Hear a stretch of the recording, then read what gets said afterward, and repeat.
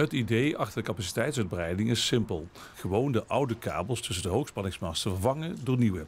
Oh ja, wat wij kabels noemen, zijn voor Tennet lijnen. De oude lijn heeft veel meer ruimtes tussen de lijnen. En de nieuwe lijn zit veel dichter op elkaar. Daardoor kunnen wij daar veel meer stroom doorheen sturen, om het zo maar te zeggen. Dubbel zoveel? Nee, we gaan van 2500 ampère, wat we noemen, naar 4000 ampère. Dus behoorlijk veel. Ja. Afgelopen augustus is gestart met het vervangen van deze kabels tussen Maasbracht en Eindhoven. De uitvoering is niet gemakkelijk en ook niet ongevaarlijk. Verder is het een logistieke uitdaging. Maar moeilijk is gewoon de grote hoeveelheid, de korte tijd dat we het beschikbaar hebben. Want ja, waar we aan het werk zijn moet natuurlijk het stromen vanaf. Aan de andere kant mag het stroom wel blijven, maar dat betekent dat op andere plekken het niet mag. Dus we hebben kort tijd om het voor elkaar te krijgen. Tennet wil de komende jaren ruim 100 miljard euro investeren in het landelijke stroomnet.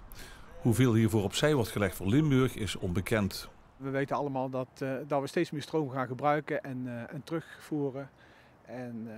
Dus ja, we hebben meer stroom nodig om te transporteren. De werkzaamheden aan de uitbreiding van de capaciteit van deze hoogspanningslijn tussen Maasbracht en Eindhoven zijn in maart afgerond. In 2030 komt er dus een nieuwe hoogspanningslijn bij tussen Maasbracht en Eindhoven. En daar komt heel wat meer werk bij kijken. Want, ga maar na, dan moet er over een lengte van een kleine 50 kilometer om de 300 meter hoogspanningsmasten worden gebouwd. Dat is een flinke ingreep in het landschap en ook voor de mens.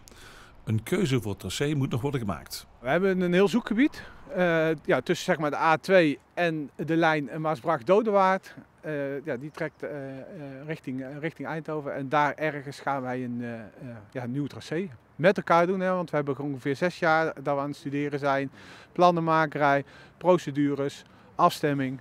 Dus dat is een heel traject. Een heel traject met heel wat hobbels die zullen moeten worden genomen. Want terwijl de noodzaak bij de meeste Nederlanders wel duidelijk is, wie wil er nou zo'n mast in zijn achtertuin? We hebben het gewoon nodig als Nederland. We willen overal elektriciteit hebben. Dat komt er zeker. Waar? Daar gaan we met elkaar kijken. En in overleg. Ook in zuidelijke richting wordt gewerkt aan capaciteitsuitbreiding. Dat behelst het vervangen van de stroomkabels tussen Maasbracht en Graatheide. Om de grote hoeveelheden extra stroom aan te kunnen, moet er wel een nieuw hoogspanningsstation komen. Ook daar zullen sommige mensen niet blij mee zijn. Ja, we proberen heel goed uit te leggen waarom we dat doen, wat de nut en noodzaak is zeg maar, van het hoogspanningsstation.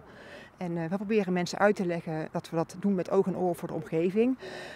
Hoe zorgvuldig we te werk gaan. Dat we ook hebben voor beschermde dieren bijvoorbeeld in het gebied. En zo proberen we mensen daarin mee te nemen.